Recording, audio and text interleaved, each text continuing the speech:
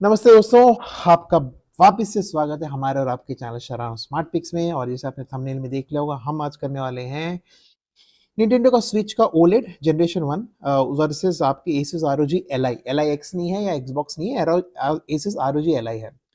देखिए, very frankly मैं एक बात क्लियर कर देना चाहता हूँ, दोनों बहुत अलग डिवाइस है एक्चुअली। क्योंकि ये लोग अभी फिलहाल सेकंड हैंड यूज मार्केट में आपको 35 के अंदर अंदर मिल जाएगा ये दोनों डिवाइसेस। तो एक हद तक कंपैरिजन बनता है प्राइस पॉइंट के हिसाब से। उसके ऊपर मैं आगे आऊँगा, बट जनरली दोनों बहुत अलग डिवाइसेज़ हैं। ये विंडो बेस्ड हैंडल कंसोल है, ये पूरा का अपना खुद का निंटेंडो का खुद का है और इसमें निंटेंडो एक्सक्लूसिव गेम्स चलते हैं। और यहाँ पे आपके ट्रिपल ए टाइटल्स जो भी विंडोज़ पीसी पे चलते हैं, वो इस पे चलते हैं। तो ये बात मैं पहले पहले क्लियर था, तो बहुत बहुत अलग है। बट किस केस में कब आपको क्या जरूरत, अच्छे क्या लेना चाहिए, कौन सा लेना चाहिए, मैं क्लियर कर दूंगा। स्टार्टिंग में एक चीज बहुत बहुत क्लियरली बताता हूं मैं आपको। देखो, दोनों जो है, ये हो निंटेंडो स्विच 2 हो या आपका कोई भी हैंडल गेमिंग कंसोल हो, लेनोवो का वो आता है, एमएसआई का क्लॉ आता है, ये लेना जरूरी नहीं है। मतलब this is not must have, it is good to have अगर आप एक गेमर हैं। और वेरी फ्रैंकली, अगर आप इधर एसिस आरओजी एलआई की बात कर लो या निंटेंडो स्विच ओलेड की बात कर लो या कोई भी हैंडल गेमिंग कंसोल की बात कर लो, they are good but not great. अगर आप बहुत सीरियस गेमर हैं, आपको फ्रेम ड्रॉप्स और उससे इतना मतलब प्रॉब्लम होता है, बिकॉज ये विंडोज के ऊपर बेस्ड वाले हुए, विंडोज वाले में आगे थोड़ा बहुत मैं आगे बताऊंगा अभी आपको, उसका अलग सा उसमें थोड़े बहुत इश्यूज हैं, थोड़े कंसर्न्स हैं। और निंटेंडो स्विच ओलेड तो वैसे भी ठीक है, अगर आप निंटेंडो के गेम्स खेलते हैं तो वही है। ट्रिपल ए गेम्स खेलने का मन है तो Nintendo switch I will recommend आप दूर रहिए, क्योंकि ये गेम इतना अच्छा निंटेंडो स्विच पे ट्रिपल ए नहीं परफॉर्म करता। उसका आगे कारण भी बता दूंगा मैं आपको। तो ये बात है, दोनों या दोनों में से कोई भी अगर आपको गेमिंग कंसोल हैंडल कंसोल खरीदना है, मैं फ्रैंकली बताऊंगा इससे अच्छा एक गेमिंग लैपटॉप करो या उससे भी बढ़िया एक गेमिंग डेस्कटॉप सेटअप करो अगर बहुत गेमिंग में आपको जाना है। ऑब्वियसली उसमें आपको इश्यू आएगा कि आपको पोर्टेबिलिटी नहीं मिलेगी, वो नहीं मिलेगी, वो है। अगर आप अच्छा गेमिंग पीसी सेट करते हैं और उसके बाद अगर आप ये सनशाइन मूनलाइट, ये जो सॉफ्टवेयर आते हैं जिसमें आप अपने मोबाइल पे भी पोर्टेबली खेल सकते हैं और फिर एक अच्छा सा टेलीस्कोपिक कंट्रोलर ला देते हैं, मैं हमेशा अपने वीडियोस में दिखाता हूँ। अगर आपका घर में वाईफाई अच्छा है तो वो काफी है, आप अपने पीसी पे गेम स्ट्रीम करिए, कहीं भी खेलिए, तो वो भी किया जा सकता है। बट ऑब्वियसली उसमें लेटेंसी वेटेंसी का इश्यूज है। बट जस्ट बता रहा हूँ मैं आपको, ये लेना मेरे हिसाब से फिलहाल के टाइम पे इतना कोई बढ़िया सा कोई ये नहीं आया। But they are good but they are not great, तो ये बात ध्यान रखिएगा। मैक्सिमम लोगों को मैं सजेस्ट नहीं करूंगा, बट ठीक है, आज मैं बना रहा हूँ, ये है। और दूसरी बात, जो ट्रिपल ए टाइटल्स खेलते हैं भाई, कोई भी विंडोज का handheld gaming console Asus ROG Ally अभी भी ठीक है, ठीक है, आराम से ले सकते हो। आपको अच्छी गेमिंग एक हद तक करा के दे देगा। ट्रिपल ए टाइटल्स खेल रहे हो, निंटेंडो स्विच ओलेड की तरफ जाना ही मत, बिल्कुल मत जाना। मतलब कुछ है इसके ऊपर, but performance is not that great. अभी भी बता रहा हूँ, कोई भी स्विच टू भी हो फिर भी उसमें परफॉर्मेंस अच्छा नहीं है, ठीक है। निंटेंडो एक्सक्लूसिव गेम्स खेलते हो, बचपन से खेलते आ रहे हो, तो कोई ऑप्शन ही नहीं है, इसी पे खेलो। इस पे कुछ मैं एमुलेटर लगा के खेल लूंगा मैं विंडोज के ऊपर, आप सोच रहे हो, नहीं, बात नहीं बनती है, इसी पे मजा आता है। तो ये बात दोनों क्लियर कर दिया। अब मैं फटाफट मैं रिव्यू के अंदर जाता हूँ। तो सबसे पहली बात हम कर लेते हैं इनके डिस्प्लेस की, बिकॉज ये बहुत इंपॉर्टेंट होता है। मैं डिजाइन विजाइन पे आगे आऊंगा, बट पहले सब डिस्प्ले की बात कर लेते हैं। एक बात क्लियर कर देता हूँ, इसमें ओलेड है, इसमें ओलेड नहीं है। पर इसमें 120 हर्ट्ज है, इसमें 120 हर्ट्ज नहीं है। ओलेड में जो आपका निंटेंडो स्विच ओलेड है उसमें 120 हर्ट्ज नहीं है, बट ओलेड डिस्प्ले है। इसमें आपका आईपीएस एलसीडी डिस्प्ले है। किसके अंदर? आपके एसएस आरओजी एलआई के अंदर। दूसरी बात, इसमें आपको वेरिएबल रिफ्रेश रेट मिलता है, वो भी एक अच्छी बात है एसएस आरओजी एलआई के अंदर। पर आपको इसमें फुल एचडी का भी रेजोल्यूशन मिलता है, बट निंटेंडो स्विच में आपको रेजोल्यूशन कम है। और जहां तक ब्राइटनेस की बात है, ऑन पेपर आपको मिल जाएगा स्पेक्स के हिसाब से कि इसका ज्यादा है, बट ऐसा नहीं है। रियल लाइफ में दोनों में इतना जमीन आसमान का फर्क नहीं रहता, ब्राइटनेस लगभग एक ही है। और हाँ, बट आपको अगर वेरी फ्रैंकली विजुअल्स की बात करूं तो ये बेटर लगता है, क्योंकि ये सिर्फ एचडी तक डिस्प्ले है। तो इसका ये फुल एचडी है, आपने आरओजी एलआई और निंटेंडो का ये है। और जहां तक रही क्वालिटी ऑफ स्क्रीन की, तो टोटल पे मैं कहूंगा ठीक है। मतलब अगर निंटेंडो के गेम्स है, जिस तरह के गेम्स है वो खेलने में इसमें मजा आता है, ट्रिपल ए गेम्स का आपको क्लियरली डाउनग्रेड दिखता है। इस पे ज्यादा बेटर लगते हैं ट्रिपल ए गेम्स जो आपके एसएस आरओजी एलआई में है। तो that is by far better. FIFA खेल रहे हो, क्रिकेट खेल रहे हो, सीओडी है, फोर्टनाइट है, कुछ ऐसा कुछ खेल रहे हो, तो ऑब्वियसली इस पे बेटर लगता है। दूसरी चीज, आ जाते हैं इसके डिजाइन के ऊपर। देखो, ये एक्चुअली एक बहुत कंफर्टेबल हैंडहेल्ड गेमिंग कंसोल है। इसके जो जो ना जॉय कॉन्स, इसको हम जॉय कॉन्स कहते हैं, ये दोनों आप स्लाइड करेंगे तो निकल जाते हैं पूरी तरह, और इसको आप आराम से बदल सकते हैं। बहुत स्लीक डिजाइन है, वेट भी इसका कम है, इसका अराउंड 400 ग्राम से, ये थोड़ा ये लाइट वेट है, तो वो एक अच्छी बात है। बहुत स्लिम है, अगर आपको मैं दिखा पाऊँ, ये बहुत स्लिम है कंपेरेटिवली, पकड़ने में आसान है, आराम से खेल सकते हैं। अब जब मैं स्लिम की बात कर रहा हूँ, एक और क्लैरिटी दे देता हूँ आपको, इसी में निंटेंडो स्विच लाइट मिलता है। देखिए पहले क्या होता था ना, अभी जब से ये रैम वैम का इशू शुरू हुआ है ना, तब से इनके प्राइसेस बढ़े हैं। ये पहले मतलब एक 5 से लेकर 10,000 के बीच का फर्क आया है इन कंसोल्स के अंदर यूज मार्केट में। तो निंटेंडो स्विच लाइट पहले एक अफोर्डेबल होता था, इसी का भाई है वो, उसमें छोटा सा 5.5 आता है और ये फिक्स्ड रहता है। और उसमें क्या होता है, ये वाला आपके डॉक के साथ आता है, जिस डॉक मतलब इसको आप लगा के डायरेक्टली टीवी के साथ खेल सकते हैं इसको, और वो निंटेंडो स्विच लाइट में नहीं रहता। और दूसरी बात, उसमें ये फिक्स्ड रहते हैं, जो जॉय कॉइन्स है ना फिक्स्ड है, आप उसको बदल नहीं सकते। वो 5.5 छोटा भी रहता है और उसमें ओलेड स्क्रीन नहीं है, वो नॉर्मल एलसीडी स्क्रीन है। तो ये सब चीजें डिफरेंस होती है। चिप अंदर का जो चिप है एनवीडिया टेग्रा चिप, वो डिट्टो दोनों में सेम है, निंटेंडो स्विच लाइट और निंटेंडो स्विच ओलेड में। तो वो परफॉर्मेंस में फर्क नहीं आएगा, बट वो छोटा वोटा होता है, वो और पोर्टेबल होता है, बट वो टीवी से कनेक्ट नहीं होता, वो सब कंसर्न है। और उसका स्पीकर बड़ा ही खराब है, मतलब ये इसका भी कोई आगे बताऊंगा मैं, बट उसका बहुत ही खराब है निंटेंडो स्विच लाइट का, तो वो पहले बता रहा हूँ। वो पहले बजट माना जाता था, क्योंकि आपको 13 से लेकर 16 के बीच में, डिपेंडिंग अपॉन आपका जो भी आपका सिटी है, टायर 1 टायर 2 जो भी हो, बीच में मिलता था। आज वही 20 के ऊपर जा चुका है। तो मैं कहूंगा ये आपको 30 टू 35 के बीच में मिलता है। मानता हूं मैं इसमें 13,000 का फर्क है, बट मैं कहूंगा अगर आपको लेने का मनी बना रहे हो, निंटेंडो स्विच गेम्स खेलना है, बजट के अंदर खेलना है, क्योंकि नया वाला स्विच 2 थोड़ा महंगा है, अगर वहां तक जा सकते हो तो वो ले ही लो, उसमें कोई प्रॉब्लम नहीं है। बट अगर आपको थोड़ा बजट में ही खेलना है, क्योंकि ये गेमिंग कंसोल है पूरा, क्योंकि ये ना ही आप हैंड हेल्ड खेल सकते हो, डॉक में लगा के मस्त टीवी पे खेल सकते हो। टीवी पे 1080p का आउटपुट है, ध्यान रखना, वो एचडी नहीं है, फुल एचडी में मस्त आउटपुट आएगा उसमें।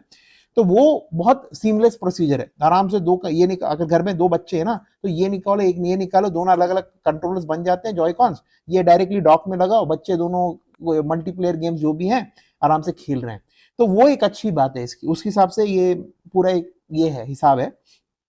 बट अगर मैं एक और बात भी कहता हूं, अगर 30-35 तक जा रहे हो तो ऑब्वियसली आप PS4 प्रो की तरफ देख सकते हो, या आप थोड़ा सा मतलब अभी तो इसके कारण थोड़ा आगे पीछे हो गया है प्राइस, इसके कारण रैम वैम के चक्कर में, या PS5 भी आपको उसके आसपास में मिल जाना चाहिए। इनफैक्ट PS4 प्रो आपको कम में ही मिलना चाहिए जो इसके प्राइस से। बट बता रहा हूं, अगर निंटेंडो नहीं खेलना है बट आपको ये खेलना है, तो उसके हिसाब से आप देख लीजिएगा। चलिए, तो वो बात थी। तो इस हिसाब से मेरे को ये थोड़ा सा अच्छा लगा, इस हिसाब से इसमें कुछ अच्छाइयां खूबियां हैं, ये जो थी मैं बताना चाहता बता दिए। नेक्स्ट आते हैं दोस्तों इसकी बात, तो ये है आपका ROG Ally। और ROG Ally आप देखिए थोड़ा मोटा है, ये अच्छा सा मतलब बल्क है इसमें, और इसको पकड़ के आप बहुत लंबे देर तक खेलोगे तो आपको फेटिक मतलब थोड़ी थकान महसूस होती है। और ऊपर से जो चीज है ना इसमें, कि इसमें स्क्रीन अच्छा है, सब कुछ अच्छा है, ये रिमूवेबल नहीं है, ये फिक्स्ड है तो फिक्स्ड ही है। ठीक है। Asus ROG Ally के बारे में मैं कुछ चीजें क्लैरिफाई करता हूँ। एक पहली चीज क्या थी, ये जब लॉन्च हुआ था, पहला मॉडल था हैंडल का Asus ROG Ally का, इसके बाद Ally X आया था। उसका आने का कारण क्या था, ये 16 GB वेरिएंट है, और इसमें मतलब ये क्या कह रहा था मैं कि हाँ, ये आने का कारण क्या था कि इसके अंदर ना इन लोगों ने ऊपर यहाँ हीट ये डिसिपेशन का मतलब हीट वेंट्स की तरफ से, और उधर ही माइक्रो एसडी कार्ड स्लॉट दिया था।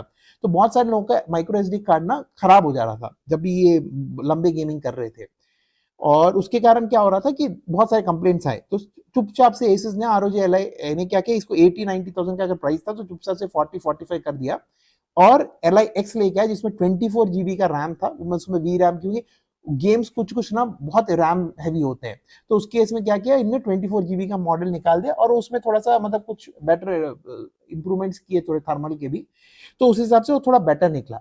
तो Asus ROG Ally दोनों में हालांकि प्रोसेसर Z1 एक्सट्रीम ही है, ये मैं आगे बताऊंगा प्रोसेसर्स के बारे में, परफॉर्मेंस में जाऊंगा, तो वो इतना फर्क नहीं है Ally X और इसमें। तो खैर मैं बता रहा था, मैंने इसके अंदर अपना SD कार्ड लगाया, लंबी गेमिंग की है, मेरा खराब नहीं हुआ, बट अच्छे खासे लोगों का हुआ था जब इश्यूज थे। तो आप ये बात ध्यान रख लीजिएगा, वो एक बात थी मुझे क्लैरिफाई करनी थी, कर दी मैंने। उसके अलावा जैसे कह रहा था 600 ग्राम के ऊपर का वेट है, थोड़ा बल्क है, इतना भी भारी नहीं है बट थोड़ा है, मतलब गेमिंग कंसोल के हिसाब से थोड़ा भारी है।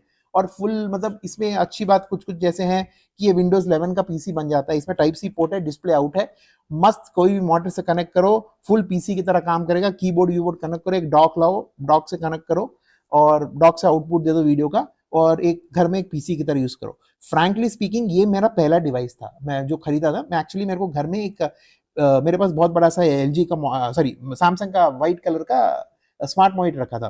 तो मुझे एक सीपीयू वैसे भी देख रहा था मैं, तो मैंने सोचा इसी को कंसिडर करते हैं, बच्ची बार बार मतलब गेमिंग में थोड़ा इंटरेस्ट रखती है, तो मांग रही थी, तो मैं सोचा इसको 2 in 1 यूज कर लेंगे, गेमिंग कंसोल भी यूज कर लेगी, जब नहीं खेलती तो उसको हम कभी भी पीसी की तरह यूज कर लेंगे।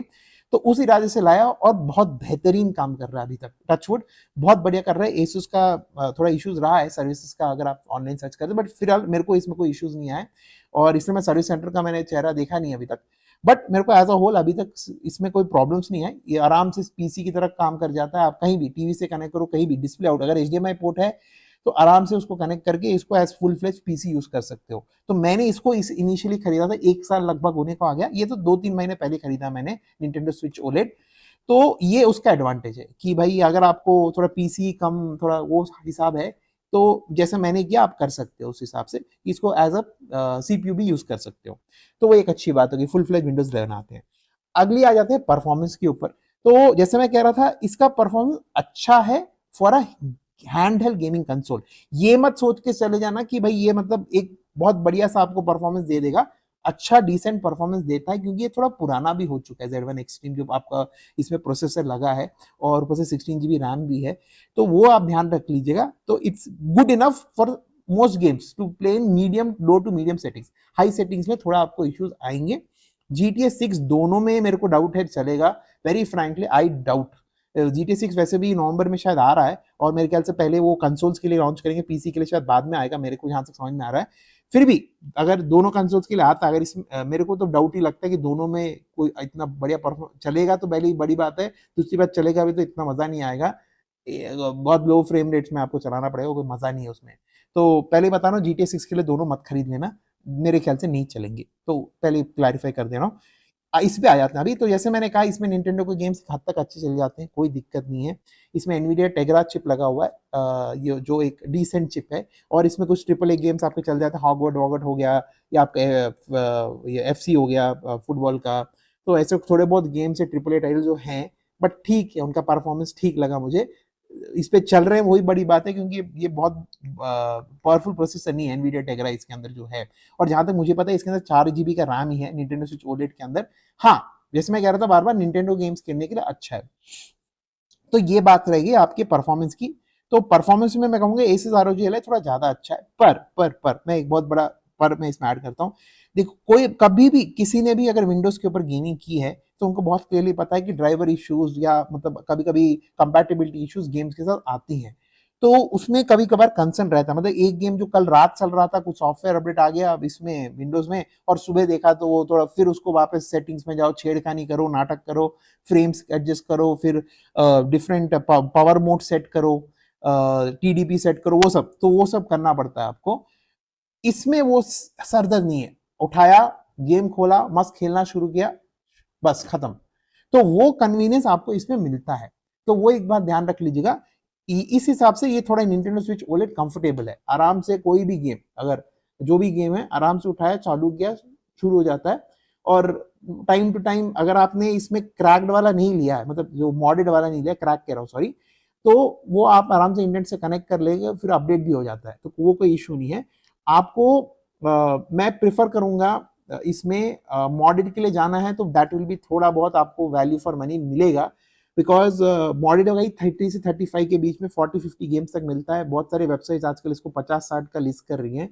मेरे ख्याल से 50-60 का मत खरीदना। प्राइसिंग में मैं आऊंगा, और ये एसिस आरओजी एल जो है, थोड़ा सा इसका सेकंड हैंड में प्राइस थोड़ा बहुत फ्लक्चुएट होता है, तो मैं एग्जैक्ट नंबर नहीं बता सकता। प्रिफरेबली मैं कहूंगा 30 के नीचे खरीदना है तो वही अच्छा प्राइस है। तो वो 30 टू 35 के 30-32 के बीच में घूमता है। मैं कहूंगा 28 is a decent price, but फिर भी देख लेना अगर आप खरीदने का मन बन रहा है इतने इतने समय के बाद। बैटरी के ऊपर आते हैं, उसके पहले स्पीकर्स के ऊपर आते हैं। स्पीकर भाई इसका एवरेज है, इसका भी एवरेज है, बट इस निंटेंडो स्विच ओलेड से ज्यादा एसुस आरओजी एल का थोड़ा स्पीकर बेटर लगा मुझे। दोनों के एवरेज है, कोई बहुत बढ़िया स्पीकर्स नहीं है, ठीक है, स्पीकर्स ठीक है। बैटरी पे आता हूँ, दोनों में इतना ज्यादा फर्क मुझे, मतलब obviously Nintendo switch OLED battery के मामले में थोड़ा बेटर है, क्योंकि प्रोसेसर इतना पावरफुल भी नहीं है। तो थोड़ा ऑब्वियसली इसमें बेटर है, बैटरी के लाइफ में मामले में Nintendo switch OLED is better, दोनों टाइप सी से चार्ज होते हैं, तो कोई टेंशन नहीं, कोई प्रॉपर्टी चार्जेस नहीं है, आराम से चार्ज होता है, तो उस हिसाब से दोनों ठीक है, बट बैटरी के हिसाब से मैं ऑब्वियसली कहूंगा ये थोड़ा बेटर है, Nintendo switch OLED comparatively better है। Asus ROG Ally का मेरे को थोड़ा बैटरी आपको 1-2 घंटे के ऊपर बहुत हैवी गेम खेलो 2 आवर्स के ऊपर चल गया तो बहुत बड़ी बात है, तो कंटिन्यूस गेमिंग की बात कर रहा हूँ, तो वो एक बात ध्यान रखना। और ये था मतलब मोर और लेस। तो फाइनल बात पे आ जाता हूँ मैं, इसको वीडियो को लंबा खींचने की कोई जरूरत भी नहीं है। देखो अगर आप देखो ना, ये वाला मैं बता रहा हूँ, बस कुछ पॉइंट्स बताने थे मेरे को आपको। ये जो आपका है Asus ROG Ally, इसमें अच्छी बात क्या है कि Xbox का आपको पास मिल जाता है, जो गेम आप आराम से महीने का लेके मस्त गेमिंग कर पाओगे। Nintendo Switch OLED में जब तक आप उसको मॉड नहीं करोगे कोई तरीका नहीं है, गेम्स खरीदने पड़ेंगे, एक ही गेम 5-6 हजार का पड़ेगा अच्छा वाला, तो ये बात ध्यान रखिएगा। तो इसमें आप मॉड कराओगे तभी आपको वैल्यू फॉर मनी मिलेगा, तो वो देख लीजिएगा, बिकॉज प्रॉब्लम है आजकल यूट्यूब में क्या बोलना है क्या नहीं बोलना उसका हमेशा ख्याल रखना पड़ता है, बट प्रेफरेबली मॉडेड ही लेना। मैं रेकमेंड नहीं करूंगा कि गेम से इंडिविजुअली खरीदोगे बहुत महंगा पड़ जाएगा, एफोर्ड कर सकते हो तो वेरी गुड, कॉन्ग्रेचुलेशंस, फिर मैं रिकमेंड करूंगा नॉर्मल पीसी लेना नॉन मॉडेड और आराम से उसको एंजॉय करना। तो ये दोनों ये थोड़ा सा फर्क है। और इसके अलावा मैं कहूँगा फ्यूचर की बात कर रहा हूँ, फ्यूचर में मेरे ख्याल से एक हद तक ये मतलब कुछ गेम्स इन दोनों पे थोड़े एक लेवल तक चल पाएंगे, जैसे मैंने कहा GT6 और ये सब नहीं चलेंगे। तो अगर आपको कोई लेगेसी गेम्स है या पर्टिकुलर गेम्स जो ऑलरेडी इन दोनों में अवेलेबल हैं और आपको खेलना पसंद है तो आराम से खेल सकते हो, अभी भी प्लेएबल हैं, बट मैं अभी भी कहूँगा it's not a must have devices, both of कोई भी handle gaming console must have नहीं है।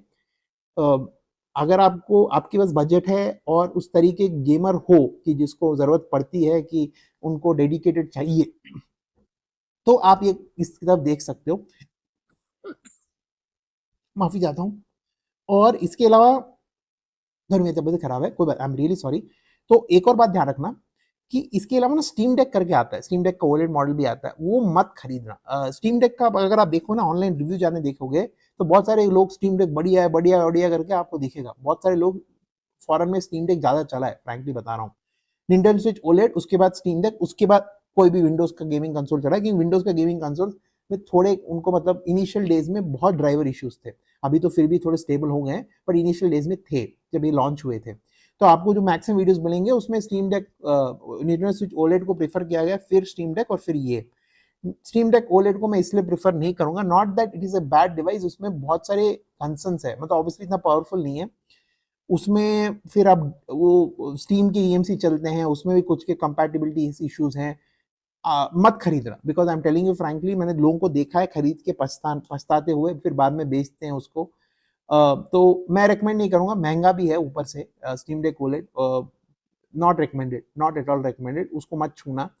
इसके लिए जाना निंटेंडो स्विच ओलेड के लिए अगर ये है तो निंटेंडो खेलना और ये खरीदना। अगर आप बिल्कुल नए हो गेमिंग में, बच्चे हैं, छोटे बच्चे हैं आपके या बड़े भी हो, आराम से खेलो गेमिंग, गेमिंग का उम्र नहीं होता, मस्त गेमिंग कभी भी करो। गेमिंग में इंट्रोड्यूस हो रहे हो, पहले में जा रहे हो, तो मैं रेकमेंड करूंगा दोनों का अवॉइड करो, आराम से डायरेक्टली गेमिंग कंसोल खरीदो। गेमिंग कंसोल देखो, मैं वही कह रहा हूँ, गेमिंग कंसोल एक डेडिकेटेड कंसोल होता है, उसमें सरदर्दी नहीं सेटिंग्स करने का वो करने का, डायरेक्ट गेम PS5 में चलता है तो चलता है, मैं CD या डिजिटल जो भी करना है करो, मस्त गेम चलाओ खेलो, कोई टेंशन नहीं। इनमें सेटिंग्स ट्वीक करना पड़ता है Asus ROG Ally में, और इसमें Nintendo Switch OLED में वो तो है कि सेटिंग्स की जरूरत नहीं, आराम से यूज कर सकते हो। प्राइसिंग में फिर से रिपीट कर देता हूँ, थोड़ा फटाफट वीडियो खत्म करने को आ जाते हैं अपन। प्राइसिंग में फिर से कहूंगा 30 to 35 के बीच में, this is with 256 GB SD card, Nintendo Switch OLED की बात कर रहा हूँ, और सारे एक्सेसरीज, तभी उसको 30 to 32 के बीच में क्लोज करने की कोशिश करना, उससे ज्यादा बिल्कुल मत देना, नॉट रिक्वायर्ड। ये तो रैम के चक्कर में बड़ा, वरना 25 से 26 के बीच में आता था ये पहले, तो उसके ऊपर मत जाना, 30 to 32 के बीच में, 1000 के बीच में मत जाना। सारे accessories modded with 40 to 50 games at least 256 GB card के साथ। ROG Ally का मैं सिंपल सा लॉजिक बताऊंगा, इसका देखो 28 स्वीट स्पॉट है, 30 to 32 के चक्कर में घूमता है ये अभी, और इसका थोड़ा फ्लक्चुएशन मार्क में है, क्योंकि आजकल मैं जैसे कहा ना, क्योंकि रैम के चक्कर में, तो देख लेना दोनों डिवाइसेस में जो बैठता है। प्राइसिंग में तो इसके हिसाब से ही कहता हूँ, 28 के प्राइस से कम मिल रहा है तो मौज करो, मस्त खरीद लेना, जरूरत पड़ती है तो। तो ये था हिसाब इसका। दोस्तों बस मेरा वीडियो इधर ही तक था। इसके अलावा आपको और कुछ भी इन दोनों कंसोल्स के बारे में जानना है, प्लीज़ नीचे कमेंट करिएगा, मैं आपके कमेंट्स का रिप्लाई दे दूँगा। जैसे आप प्रीवियस वीडियोज़ में देख रहे हो मैं कमेंट का रिप्लाई कर रहा हूँ। तो ये था वीडियो इसके ऊपर। और नेक्स्ट वीडियो में सोच रहा हूँ एक स्नैपड्रैगन लैपटॉप को लेने का और उसको स्नैपड्रैगन प्रोसेसर विंडोज़ 11 लैपटॉप को लेने का और ऑनेस्टली बताने का कि कैसा वो एक्सपीरियंस है उस लैपटॉप को यूज़ करने का। तो अगर आपको किसी को लगता है कि मुझे ऐसा करना चाहिए तो प्लीज़ नीचे बताइएगा, क्योंकि विंडोज़ 11 ऑन स्नैपड्रैगन प्रोसेसर अगर आप देखें ना, बहुत सारा पेड कंटेंट है। मतलब आप पता लग जाता है, इतने साल से टेक यूज़ कर रहा हूँ, समझ में आता है क्या पेड है, क्या ना पेड नहीं है। तो विंडोज़ 11 विथ ऑन स्नैपड्रैगन का आप कंटेंट देखोगे तो भर-भर के फॉरेन का है, थोड़ा बहुत इंडिया का है, जो ठीक है, टेकवाइज़र ने किया है, आपके ट्रैकिंग टेक ने इरशाद जी ने किया है, ठीक है, वो अच्छा है। बट एक ट्रू एक्सपीरियंस कैसा रहता है एक लैपटॉप विंडोज़ 11 का इसमें यूज़ करके स्नैपड्रैगन, अगर किसी को इंटरेस्ट तो मुझे बताइएगा। इस कारणवश कह रहा हूँ क्योंकि उसमें एआई फीचर्स भी हैं, प्लस बैटरी लाइफ भी आती है और वो अच्छे फॉर्म फैक्टर में आते हैं, थिन एंड लाइट रहते हैं। तो वो एक अच्छा प्रोपोज़िशन बनता है बहुत सारे लोगों के लिए। ऑब्वियसली गेमिंग के लिए तो मुझे नहीं लगता वो खरीदना भी चाहिए, नॉट रिक्वायर्ड, बट उसके प्राइसेज़ ना बहुत ऑफ थे। प्राइसेज़ भयंकर खराब थे उसके, तो वो इसलिए इंडिया में चले नहीं। 70-80,000 में तो आपको, जब ये लॉन्च हुए थे, आप अभी की बात नहीं कर रहा, जब 1 साल पहले लॉन्च हुए थे, तो आपको लेनोवो के एलओक्यू सीरीज़ और ओमनी बुक्स बढ़िया-बढ़िया लैपटॉप्स ही मिल जाते थे, अगर फर्स्ट हैंड की बात कर रहा हूँ। तो इन लोगों ने थोड़ा प्राइसिंग का गड़बड़ किया था, तो वो इतना अडॉप्ट नहीं हुआ इंडिया में। अगर आपको चाहिए वीडियो तो मुझे नीचे बताना, मैं एक बार ट्राई करता हूँ अरेंज करके उसको एक एक 15-10 दिन यूज़ करके आपको वीडियो लेके आता हूँ। इसके बीच में आपको और वीडियोज़ आते रहेंगे, निश्चिंत रहिए। ठीक है दोस्तों, बस इतना था। कुछ भी हो नीचे कमेंट कर लीजिए। अपने सेहत का 100% ख्याल रखिए, खुश रहिए, सब कुछ ठीक हो जाएगा। टेक केयर, शब्बा खैर, बाय।